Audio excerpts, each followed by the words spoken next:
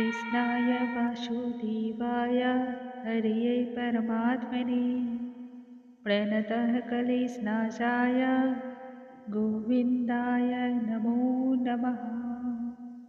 नमस्कार दोस्तों, आज के इस वीडियो में हम सुनेंगे मार्गशीर्ष महात्म्य की 16वें अध्याय का पाठ।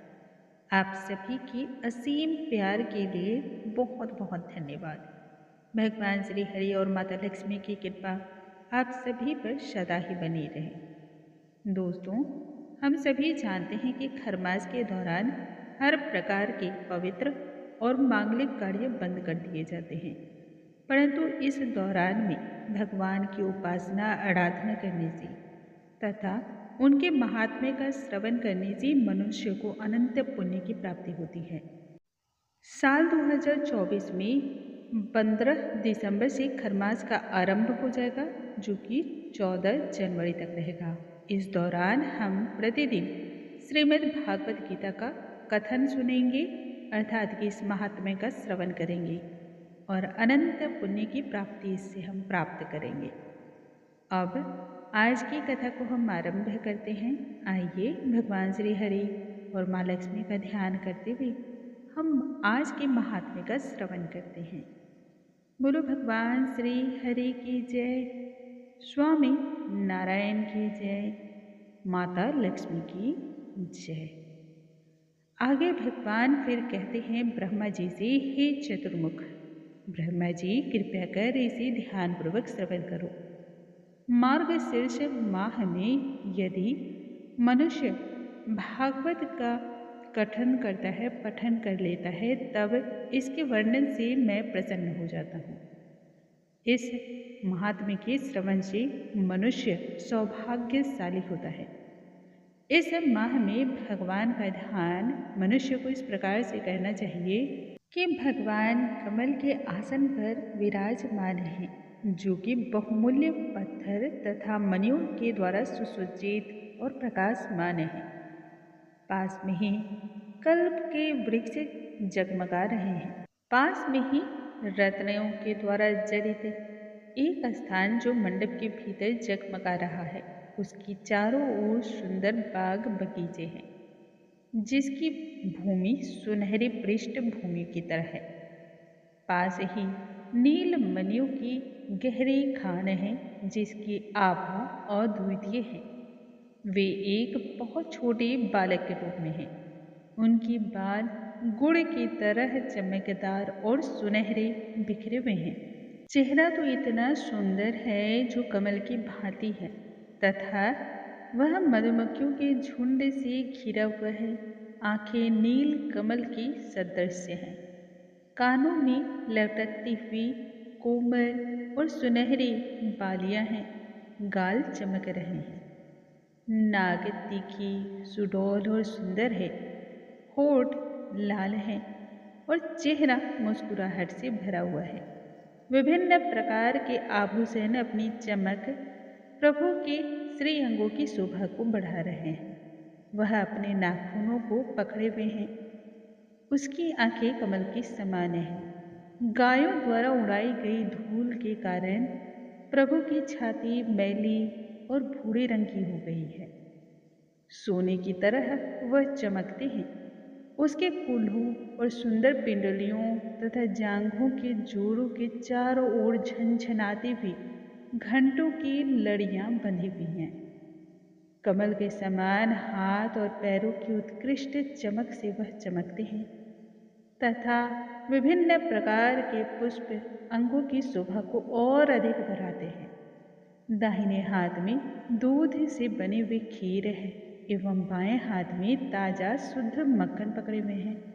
भगवान जितने भी पृथ्वी पर बोझ बन चुकी असुरी गण हैं, उन सभी को जला डालने में सक्षम है। उनके चारों ओर ग्वाल बाल का समूह है। देवों के स्वामी इंद्र तथा अन्य लोग भी भगवान को नमन करते हैं। भक्तिपूर्वक विनम्र होकर के उसे प्रातःकाल कृष्ण का स्मरण करके सर्पों के स्वामी तथा वज्र इत्यादि की पूजा करनी चाहिए। भक्त को श्वेत कमल के समान मक्खन तथा दही मिले हुए दूध के द्वारा भगवान को प्रसन्न करना चाहिए। जो मनुष्य सदैव ही श्रद्धा भक्ति पूर्वक धर्म परायणता के साथ भगवान केशव की पूजा करता है, वह शीघ्र ही लक्ष्मी को प्राप्त कर लेता है। मृत्यु के उपरांत वह वैकुंठ धाम को प्राप्त होता है। हे पुत्र, पहले ही श्री मध्वातुर नाम से यह मंत्र कहा जा चुका है, जो कि संपूर्ण जगत को मोहित करने वाला है। हे पुत्र, यह परम महत्वपूर्ण मंत्र किसी भी अयोग्य व्यक्ति को गलती से भी नहीं प्रदान करना चाहिए, क्योंकि यह शीघ्र ही सिद्धियों को प्रदान करने वाला है। एतव इसके रहस्य की रक्षा प्रयत्नपूर्वक करनी चाहिए। गुरु कभी भी ऐसे शिष्यों को स्वीकार न करे जो कि आलसी हो, गंदा, दुखी, कपटी, मोह से युक्त, दुखी, दारिद्र, रोगी, क्रोधी, व्यभिचारी इत्यादि हो। उसे ईर्ष्यालु, दुष्ट और कटु वचन बोलने वाला भी शिष्य कभी नहीं रखना चाहिए। अन्यायपूर्वक धनोपार्जन करने वाला व्यक्ति तथा पराई स्त्रियों में आसक्त रखने वाला व्यक्ति भी शिष्य नहीं बन सकता है। उसे सदैव अज्ञानी या विद्वान होने का दावा करने वाला शिष्य भी नहीं रखना चाहिए।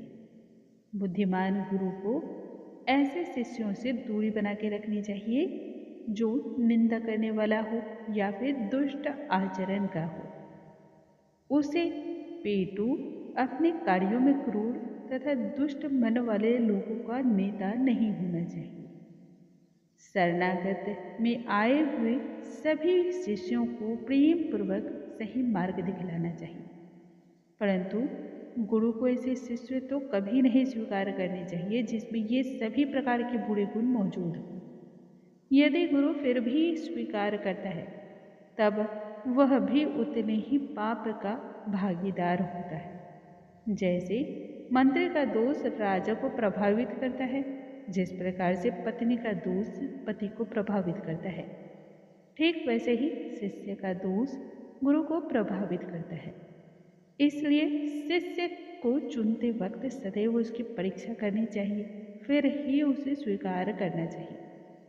शिष्य ऐसा हो जो मन, वचन तथा कर्म से गुरु के प्रति समर्पित हो, सद्गुणों का उसमें सदा ही उन्नति हो और प्रगति हो। ब्रह्मचर्य व्रत का पालन करते हुए उस शिष्य को सदा ही पवित्र अनुष्ठान का आयोजन रखना चाहिए। गुरु गुप्त मंत्र सिर्फ और सिर्फ ऐसे ही शिष्यों को दे जो कि शील स्वभाव का हो, सद्गुणों का हो, सत्य के आचरण का पालन करने वाला हो।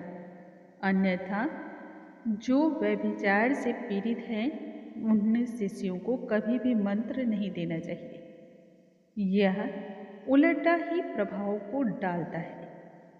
अब गुरु के मैं लक्षण बतला रहा हूँ, उन्हें भी श्रवण करो, क्योंकि जब मनुष्य को गुरु बनाने चाहिए तो उनमें भी देखना चाहिए कि ये सभी गुण मौजूद हैं अथवा नहीं। जो मन से निष्पक्ष, शांत, स्थिर, गंभीर, क्रोध रहित हो, मैत्री से पूर्ण तथा व्यवहार में सद्गुणों के द्वारा विकसित हो, महान तथा उदार हृदय का स्वामी हो, वही गुरु आदर्श के रूप में महिमा मंडित किया जाता है। उसे हमेशा मेरे पवित्र अनुष्ठानों और व्रतों का पालन करते हुए वैष्णवों के द्वारा सम्मानित होना चाहिए। विभिन्न प्रकार के प्रसंगों में धार्मिक तौर पर उसकी रुचि होनी चाहिए।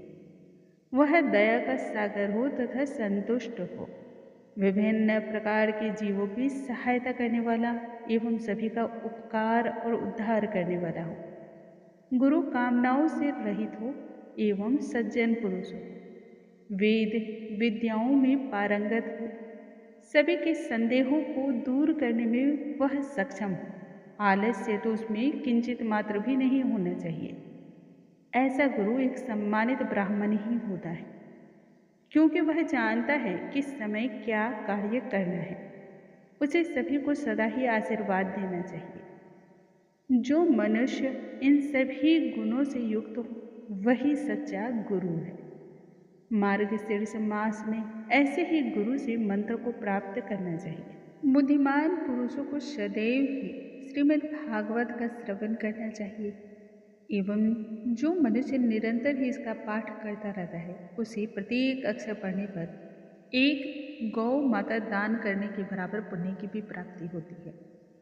यदि मनुष्य प्रतिदिन भागवत से उद्धृत श्लोक का एक या फिर आधा या एक चौथाई भाग भी पढ़ लेता है या अथवा किसी दूसरे को सुनाता है, उसे 1000 गायों के दान करने का पुण्य प्राप्त हो जाता है। यदि मनुष्य प्रतिदिन मानसिक एवं शारीरिक श्रद्धा के साथ श्री भागवत का एक श्लोक पढ़ता है तब उसे 18 पुराणों को पढ़ने का पुण्य प्राप्त हो जाता है। जहाँ मेरी कथा निरंतर कही जाती है वहाँ पर मेरा वास सदैव रहता है। जो मनुष्य अपने निवास में वैष्णवों के शास्त्रों का आदर करते हैं वे सभी पापों से मुक्त हो जाते हैं एवं देवतागण भी उन्हें नमस्कार करते हैं। इस कलयुग में लोग अपने घरों में सदैव ही भागवत का आदर करते हैं एवं उनकी प्रशंसा में ताली बजाते हैं, जय जयकार करते हैं। बस इतने से ही मैं प्रसन्न हो जाता हूँ। पीतर लोग उतने ही दिनों तक दूध, घी, शहद और जल का पान करते हैं जितने दिनों तक उनके वंशज अपने निवास में भागवत का पाठ करते हैं। इसलिए भक्तिपूर्वक भागवत शास्त्र का जरूर पठन करना चाहिए। ऐसा मनुष्य हजारों और करोड़ों कल्पों तक मेरे लोक में निवास करता है। जो मनुष्य या किसी मनुष्य के घर में इस भागवत श्लोक का आधा या फिर 1/4 पाठ भी होता हो तब अन्य सैकड़ों हजारों शास्त्रों के किसी भी संग्रह का वहाँ कोई काम नहीं। जिस घर में भागवत का पाठ नहीं होता वह यम के समान माना जाता है, अर्थात यम के पास से कभी नहीं लौटता। वह घर चांडाल कहलाता है जहाँ भागवत का पाठ नहीं होता। हे जगत के स्वामी, आपके पास जो कुछ भी है उसे खर्च करके भी शास्त्रों का संग्रह तो अवश्य ही करना चाहिए, क्योंकि यह मुझे अति ही प्रसन्न करता है। कलियुग में जहाँ भी भागवत नामक पवित्र ग्रंथ मौजूद होता है वहाँ मैं सभी देवताओं के साथ सदैव ही वास करता हूँ। सभी तीर्थ स्थल, नदियाँ, सरोवर, यज्ञ, सातों नगर और सभी पुण्य पर्वत वहाँ उपस्थित माने जाते हैं। श्रीमद्भागवत इतना अधिक पुण्यदायिनी है जो कि आयु, स्वास्थ्य और पोषण को प्रदान करने वाला है। इसे पढ़ने वाले अथवा सुनने वाले सभी मनुष्य पाप से मुक्त हो जाते हैं। जो इन भागवत पुराणों का कथन या महात्म्य का श्रवण नहीं करते हैं वह यम के समान नरक की पीड़ाओं को भोगते हैं।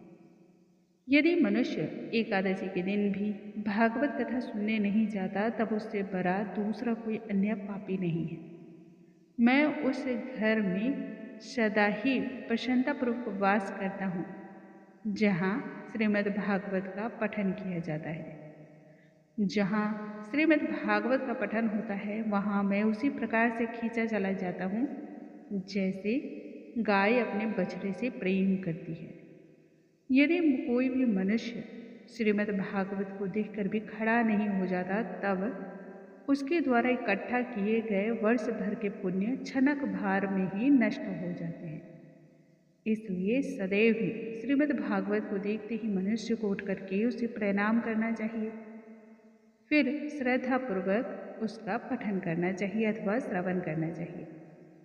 यदि कोई व्यक्ति दूर से भी भागवत को देख करके प्रसन्नतापूर्वक उसकी ओर बढ़ जाता है तब उसे प्रत्येक कदम पर निःसंदेह 1000 अश्वमेघ यज्ञ का पुण्य प्राप्त हो जाता है।